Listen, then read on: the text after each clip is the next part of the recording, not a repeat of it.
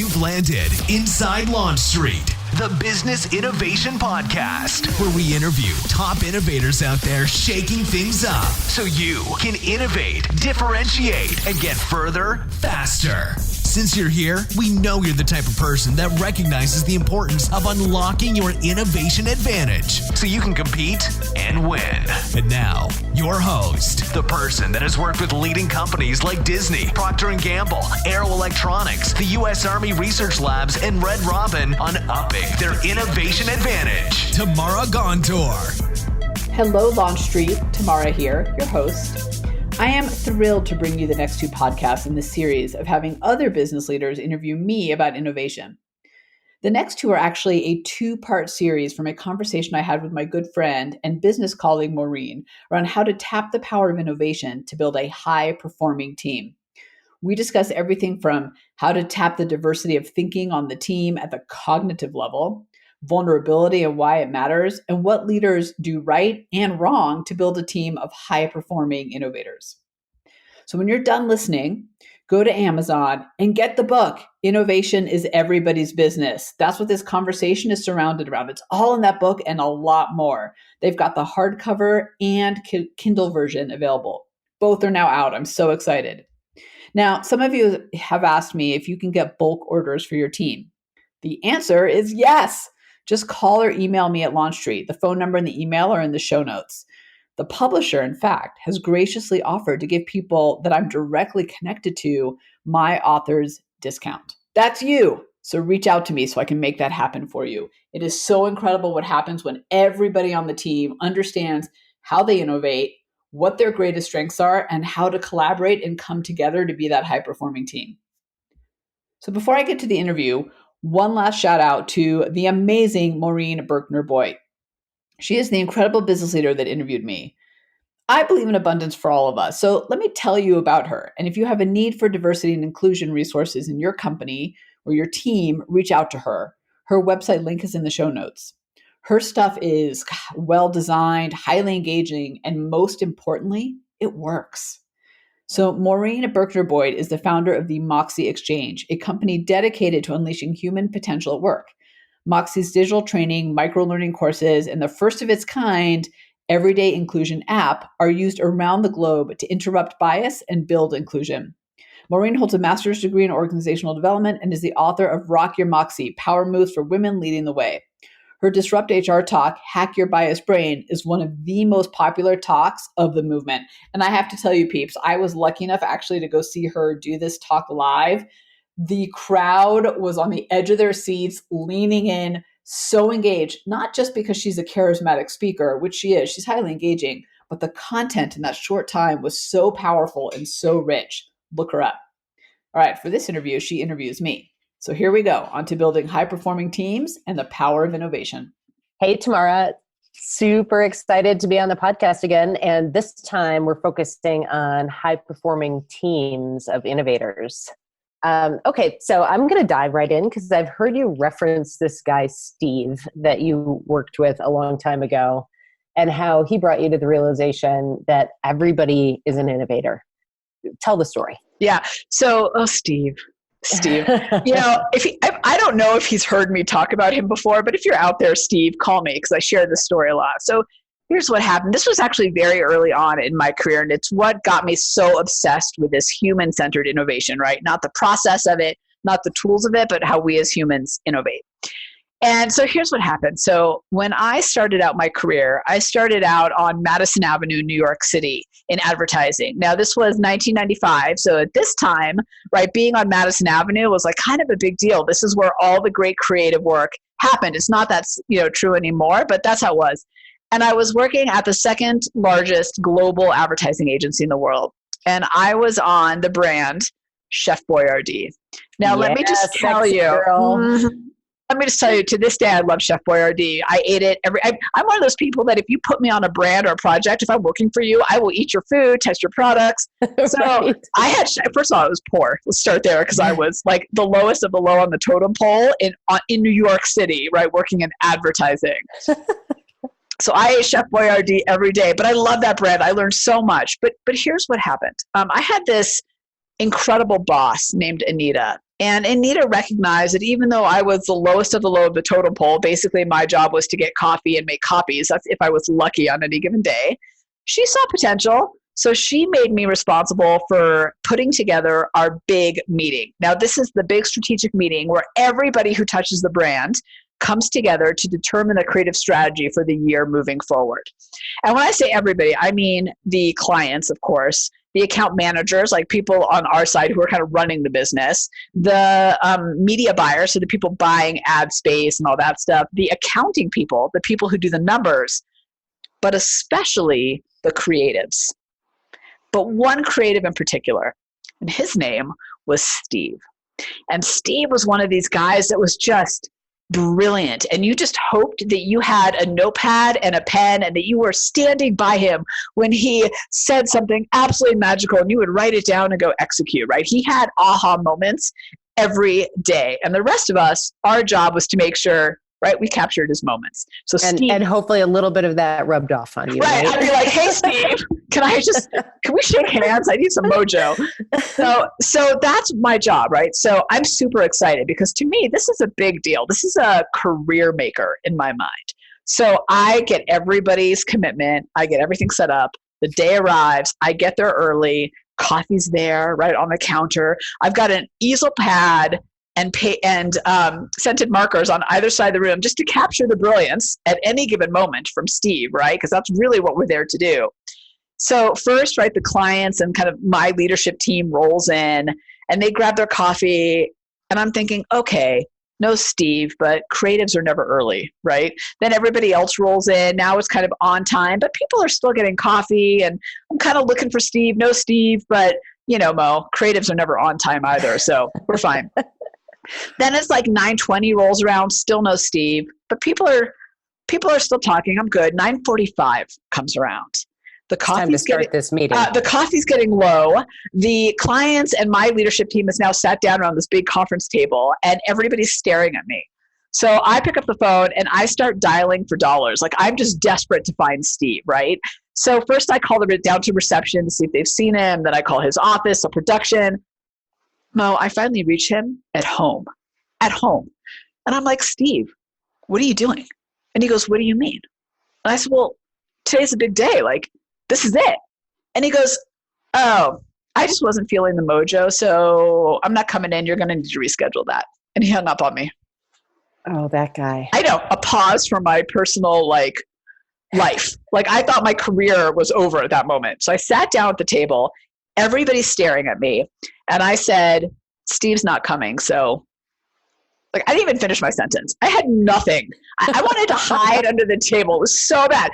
And that awkward silence filled the room. And I start sweating now because I'm like, it's so hot in here. Who turned up the heat? This is horrible. So it was crazy. So there was this awkward silence. But Mo, then the most amazing thing happened. First, someone from accounting spoke up and said, hey, I know I'm not a creative, but I've been looking at the numbers and I've been seeing this pattern and this led me to an idea. And then the person from media buy said, yeah, I've been seeing these patterns and how our competition is doing some advertising and it led me to this idea. And before I knew it, the entire room was bubbling with creative ideas.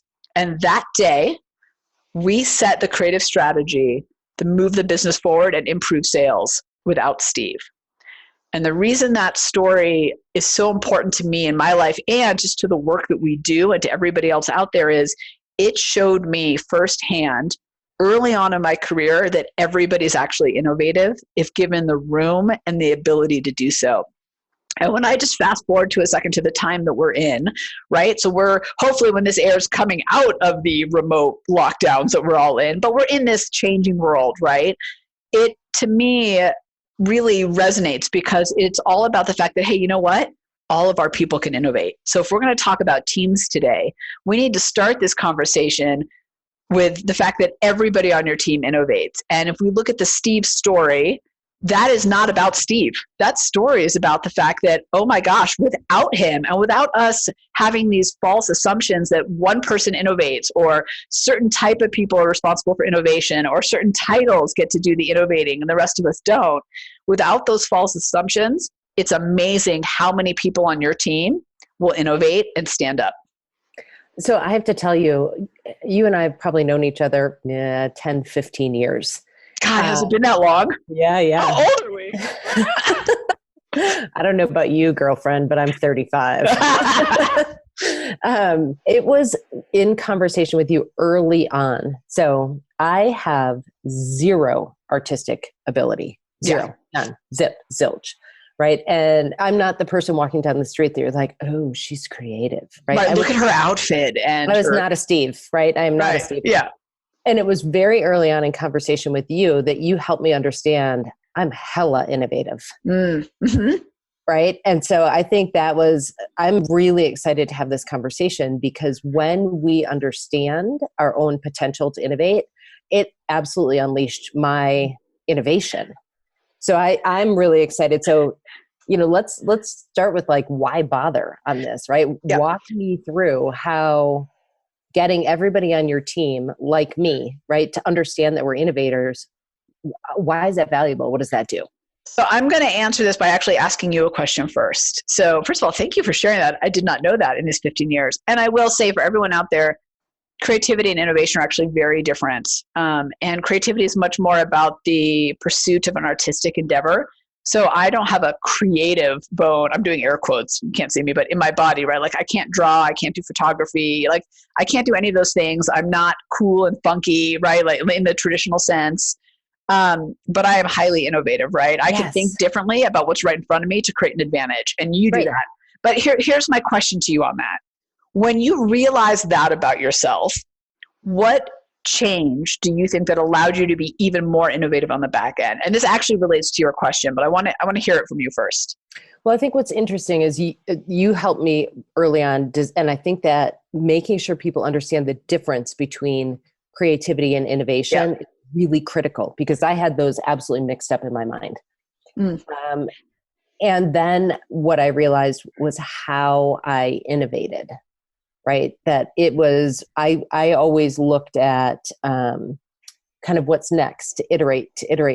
I use the example now that I say Moxie, my company is, I'm on 5.0 because I would listen to what customers were saying. And we were always just a little bit ahead of competitors bringing things, products, services, how we delivered things to market, because I was always looking at tweak, and really high risk taking. Right. So, and understanding that it wasn't, and that innovation wasn't necessarily, like I created I'm not Tesla, right? But that innovation can be incremental. It can be these huge things, but it can also just be looking at things differently. And so then I would say it just allowed me to play more, right, and to believe that I had a part in that. And to really tap and leverage what I knew then were my strengths around innovation. So you've said 3 things in there that are actually the answer to the question of like, why bother? So let me kind of pull them out for a second and let's have a conversation about them. So the first one is, you said, I don't have to be Elon Musk. So in fact, in the introduction of my book, there's a couple things that I talk about. One of them is, I will never reference Elon Musk, Steve Jobs, J.K. Rowling, right? Oprah, like Beyonce. I love them all. And I highly respect them for their genius, but all of us are innovative. And the mistake that we make is we think that that's how innovation always looks, right? Yep. This grandiose, disrupt the entire industry, wear hoodies, to work, like whatever, right?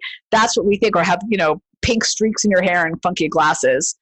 But that's not it, right? Innovation is actually something that we all do. And it's funny, if I ask you, like, or anybody, when they say, well, I'm not innovative, I'm like, hey, well, did you figure out like how to solve something at home? And they're like, oh yeah, I had this doorknob that wouldn't stop squeaking. And then I figured out blah, blah, blah. I'm like, right. So you're innovative, right? Or, hey, have you ever like looked at something and thought, I bet I could do that better? And you'd be like, oh my gosh, yeah, I was at the grocery store and I saw how they displayed the cereal. And I thought, God, if they did it this way, I could see it, right? So we're all innovative. But someone said to me once, we mistake innovation and genius.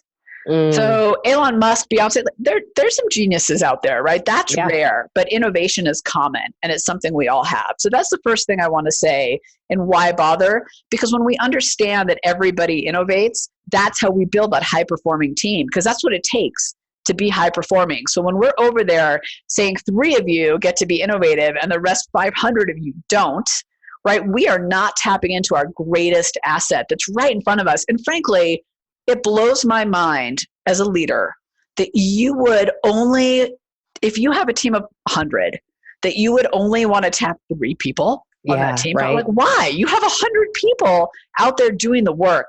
And I'll tell you a quick story about that before I get to the other 2. This woman came up to me. She works in a national law firm.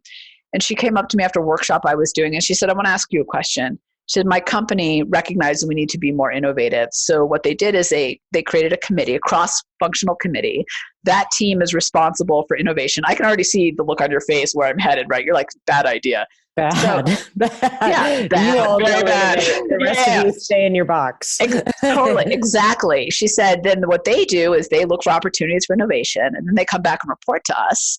And then we figure out how to execute on that. She said, what do you think of that? And I said, well, before I answer that, how does that make you feel? And you could visibly see her body shrink, right? And she kind of slumped over and she said, Tamara, it actually makes me feel really minimized. Like, I don't have any innovative ideas. I mean, I'm the one out here doing the work, but don't my ideas count? She said, honestly, I've never felt so marginalized and like my contributions matter so little than when they did that. So, when we think that, we put like certain people or certain committees up on a pedestal as the innovators and everybody else not, we actually do massive damage to everybody else. And again, why wouldn't you tap everybody that you have access to? We all have it and we all do it differently, which we'll talk about in a second, because that's important to understand. There's not one way to innovate. So that's the first part. Second part that you said that I think is really exciting actually is when you realize that you're innovative, it's like you gave yourself more permission to be innovative. Mm-hmm. So, and then you did more of it, right? It's kind of like going to the gym and discovering you're good at rowing. And then you're like, oh, so I'm going to row some more because I'm really good at this. And then you get stronger and better at it. What we've discovered in our assessment, so that tells you how you innovate, and there's all these different styles, right? There's in fact 36 different combinations. What we've discovered is that when we show people proof, hey, here's how you innovate. You're a tweaker risk taker. Right? They recognize like, oh, that is me. But then they do more of it. And that I think is the really cool part, right? Because it's not just about unlocking it, but it's about actually using it. So the third thing that you said that's a why. Actually, let me jump in there for a second. Yeah. I think anything when we spend so much time thinking in performance often about like what we're not good at and trying our weaknesses. Right. And trying to improve that doesn't change the game. So if I can leverage a strength, right? And what you have allowed me to do is to say, this is how I innovate. So I can leverage that leads to really high performance. Right. Yeah. So it's no surprise to me, right? That like, as people figure out what their style is, then they go, yeah. Oh, I'm good at that. More. Yeah. And they own it. Yeah. So it's fascinating, right? So in the book, it's partially for you, like how you innovate, how you add value and build your high value, high performance. And then part of it is for team, right? How do you build a high performing team of innovators? By the way, part of the key is not how do you build some people who are innovators, it's how do you build a team of innovators, because everybody's innovating. Yep. And what we have found is that when people understand their everyday innovator style, so that's based on our proprietary assessment and the algorithm, right? And we're all unique in how we do it. No 2 brains are wired the same. It's just like our thumbprints. It's totally unique. But when we understand what we call the power triggers, so the 2 top ways that you innovate, that's your natural strength, your wellspring of innovation. When you understand that and then are given the tools to unlock more of it, like we give you in the report and in our toolkit and in the book, you start to do it every single day. You start to do it intentionally. So the reality is for most of us is that we are innovative, but we've shut it off for so long that it feels weak and dusty. So then when we go try to suddenly launch into it, it's exhausting and hard. Where when we understand our strengths behind it and can build and build and build on that, it actually becomes easier and easier and easier until it just becomes second nature. So it's funny, like people always ask me, Tamara, how are you so innovative? And I just tell them, I just do more of it. I'm just doing it all the time. That's it. That's the difference between you and me. That is it. I have no better skills than you do. I innovate my way. I figured that out and I do more of it.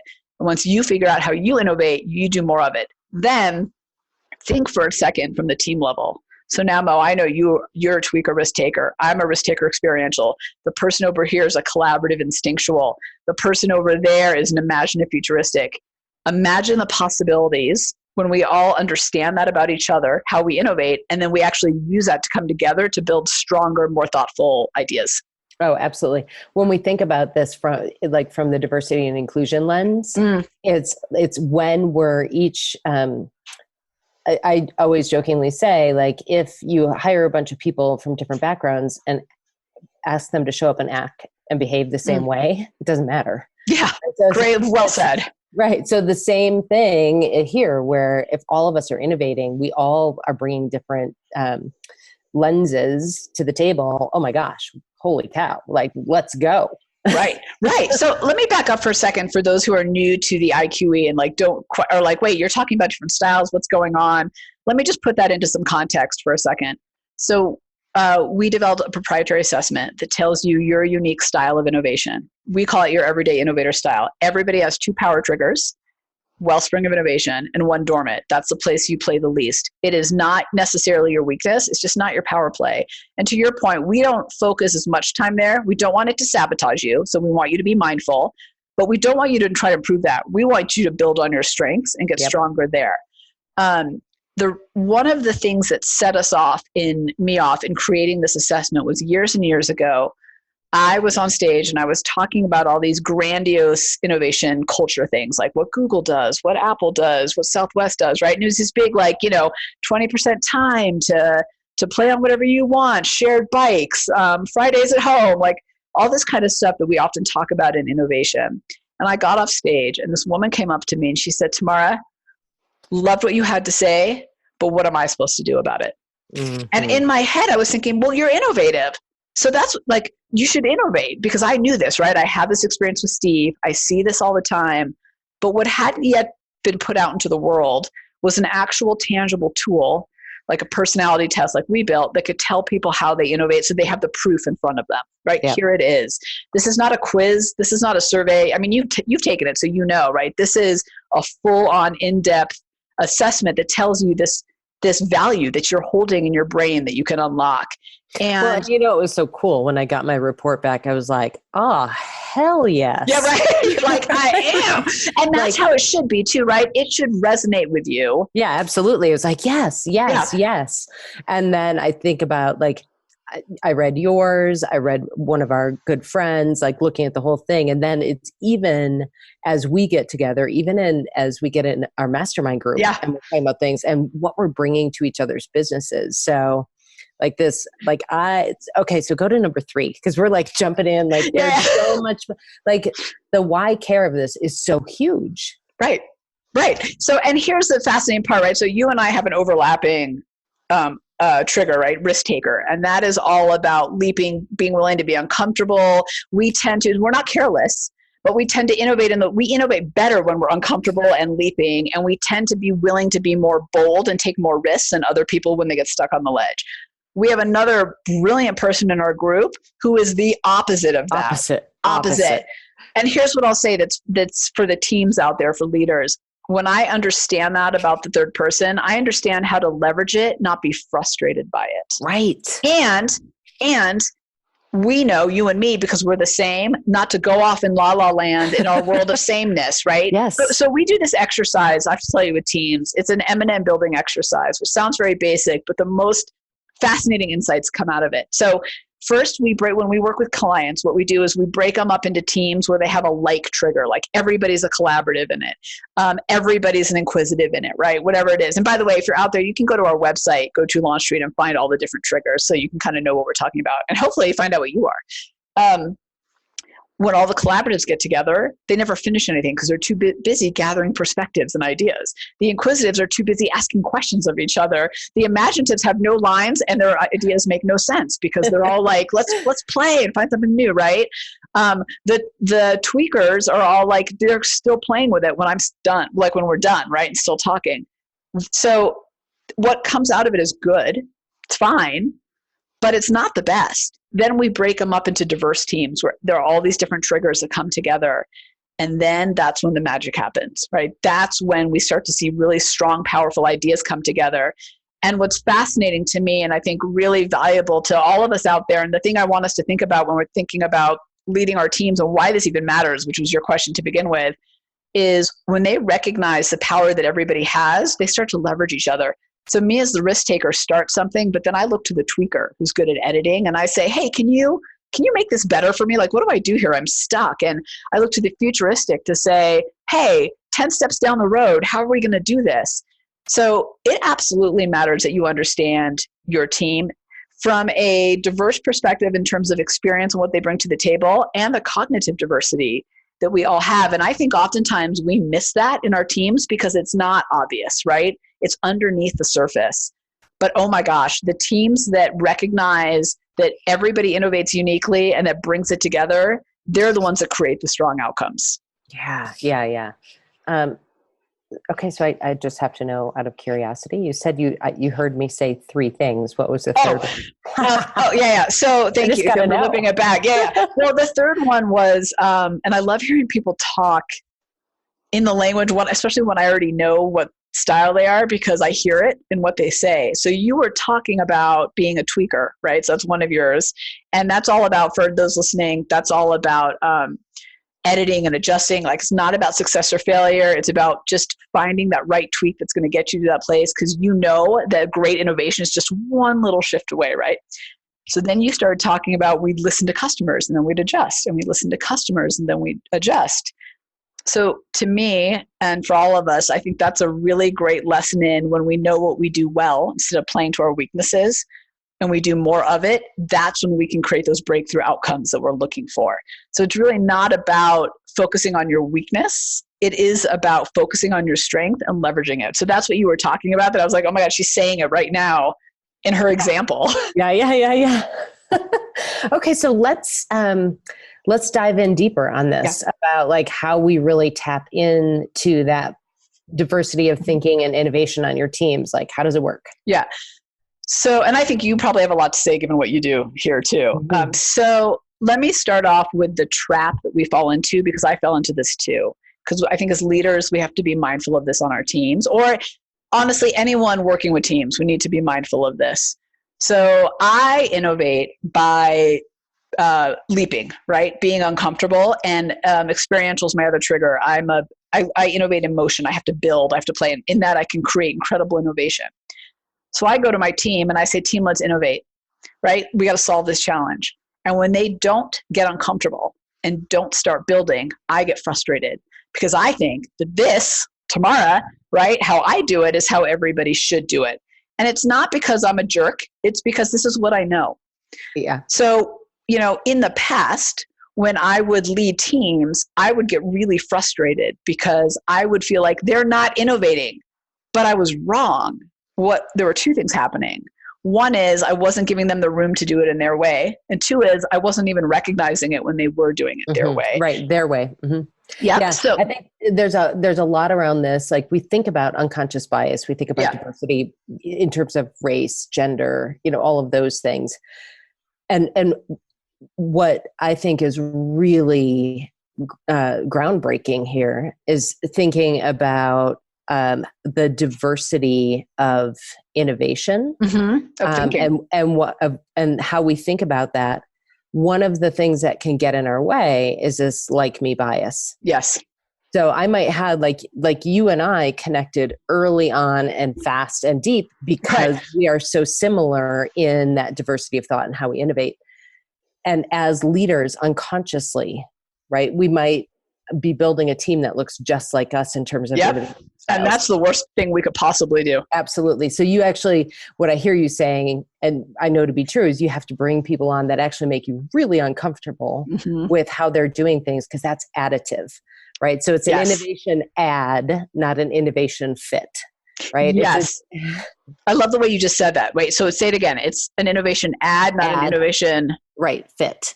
So like when we think about things like culture, if you're hiring for culture fit, you are going to be bringing people on your team that are like the other people on your team. Right. If you're adding for culture add, right? So I think it's the same thing, just through a slightly different lens. Right. And looking at and saying, just because they're doing this differently does not make them as high performing as me. right? And what they bring to this innovation, the way they're thinking about it, their strengths and their triggers are really what I need. Like, because the strongest team is going to be the one that's wildly different, and that can be uncomfortable. So let's talk about the uncomfortable part, because I think diversity in thinking and diversity and inclusion in general, wouldn't you agree, is one of those things that we can all nod our heads to and say, yes, the ideas that come out of it are stronger, the teams are stronger, the company is stronger, we're stronger as people. We know that, right? But it does add a layer of friction and a layer of being uncomfortable that we have to figure out. And it's our job as a leader of these innovators, these teams, to first make sure that we're not just hiring or bringing together like people. So that's number one. But the second part is that we're really managing and addressing and making disagreement actually an okay thing and using it actually as a strength. And absolutely. I talk a lot about constructive conflict in my work because I think conflict is actually awesome, and it actually helps strengthen your thinking, the ideas, solutions you're trying to build, the business you're working in. But it takes a level of comfortable. And, it's interesting. One of our most utilized resources, it's in the book and in our toolkit, is this one sheet that we have that's all the power triggers and how each power trigger adds value and causes friction. Yes. And that is the conversation that I think we need to be having with our teams. I think we need to first recognize and respect the differences that we all bring to the table. And then we need to have a real conversation about, hey, here's how we add value and here's how we cause friction. I'll give you an example that someone told me. I'll give you a team example and the individual example. So I have a client who's a global fast food company, and they had basically 3 mini teams that had to work together. The challenge they were in is every team thought the other team didn't do anything, right? Like, we do all the work. What are they doing? Yeah. So there was no trust between the teams. And because there's no trust, there's no real collaboration and no innovation. So they weren't getting to their goals, to their objectives, because they couldn't work together. So she had everyone take the assessment, discover their everyday innovator styles, and then she used that to have a conversation about how all of them in their unique ways at the individual and team level, how they contributed, and then how they caused friction. Not to create a bitch session, because that's not the point, but to understand it, right? And to be able to leverage it. She said the most powerful thing that came out of that session wasn't just that they were able to collaborate and innovate and like they solved some problems they were looking at. She said the bigger thing was we have a level of respect and openness with each other that we've never had before because we understand each other in a new way. It's not just about job title or even years of experience. It is about how that person thinks and behaves and why, and how to get the best out of them. On a personal level, I'll tell you a story that I have a client who's a risk taker and an imaginative. So they're uncomfortable, they leap, and they're all about like playing in the gaps. Right? Exactly. So they have someone on their team who's an inquisitive and a tweaker. So, right. So the quiz is all about going deep, challenging assumptions, asking a million questions, and the tweaker is all about editing and evolving, and this person wants to leap, right? When they first started working together, they struggled, right? So the risk taker is over there like, this person doesn't do anything, they never take action, and this person over here is like, they leap too fast, I can't stand it. When they understood that about each other, how they innovate, and how that's actually a huge asset, they were able to figure out how to take those two things that caused friction in the past and bring them together. So the risk taker imaginative said to me, yeah, Tamara, Susie used to ask me 10 questions when I was ready to move on. It used to drive me nuts. Like, don't you get it? What is your problem? We're done here. He said, but now that I understand that that's her innovating and asking questions, not only do I give her the room to do it, but I ask her a question so that she'll ask me 10 questions to strengthen my thinking. Well, that's why it's so important. Well, my own business, we knew, right, that we were building an app, we were bringing new programs. I intentionally hired an inquisitive. Right? Because they see the holes that you don't see. Absolutely. And because I knew I needed it to make it better. So I think that's, and I think there's this fallacy that that if you have this diverse, inclusive, right, like that it's all kumbaya. And actually, no, you are adding the friction, but there has to be a foundation of respect that you were talking about, right? Like I respect this woman that I brought on the team and what she's bringing. So I think that's the respect and the openness, because of course there's going to be when you're bringing, this diversity of thought in, there's going to be conflict. Yeah. Seeing that as healthy and addressing that. But again, this foundation of respect and what each person brings. So I think that's the part where having folks understand what their triggers are and what each person, I'm most surprised to me that tool is the most used in the toolkit, because that gives me insight into every person on my team. Right, exactly. And why they do what they do. So we have this personality one pager. It's in the book, and it's like what motivates them, what language they use, what drives them, understanding, and how they think. Right. So that sucker is going to get dog-eared. I know. Well, understanding that one thing, helps you connect with your team in a new and a meaningful way. The uniqueness that we all bring is so powerful. But to your point, it has to start with a level of respect and a level of trust. And that can't happen if we don't value each other. So, I always talk about, we've kind of coined this term, human-centered innovation is what we do. And I think the reason it resonates so much with the world overall is that what we're really saying is, this is a human thing. This is a personal thing. And this is about us as human beings understanding ourselves and the people around us so that we can bring out the best in ourselves and the people around us. And that's what we've seen with teams who embrace the assessment. And here's the thing about it too, I'll say, we have a lot of teams that use it to bring on new people on the team or to form like cross teams.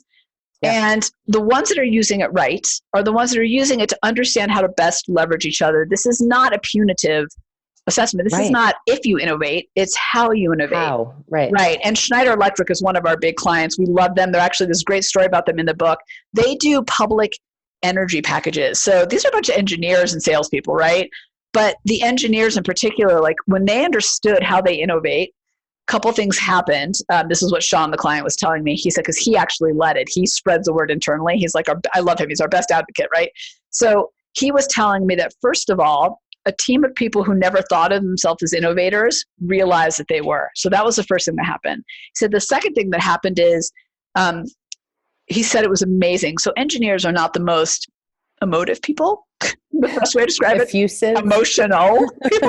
Right. So he said that we were having honest and open conversations that we'd never had before. So, Brene Brown has done incredible work in vulnerability and shame in all these areas. I was just going to say, there's you're leading me to think about vulnerability and trust and innovation. Yeah. So let me ask you this. Who are you vulnerable with? Is it people you trust? People you understand? People you know are coming from good intentions? People you know who value you even in your difference? Or not? I mean, I think we know the answer, right?